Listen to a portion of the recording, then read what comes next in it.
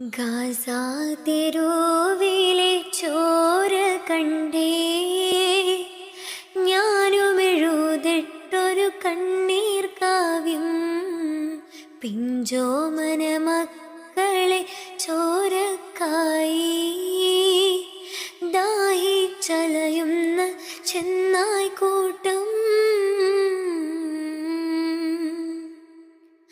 മരിച്ചത് ഞാനല്ല, നീയാണ് മുസ്ലിമേ. ഫാസിസ തടവറയിൽ അടിമയായി നിൽപ്പോ നീ. എന്ന് തീരും ഈ കണ്ണുനീരിൻ മോചനം നേടുകില്ലേ? ഫലസ്തീൻ ചിരിയെന്നത് കാണാക്കിനാവല്ല, അറബിപ്പൊൻ വിളയുന്ന കാലം വരുന്നുണ്ട്.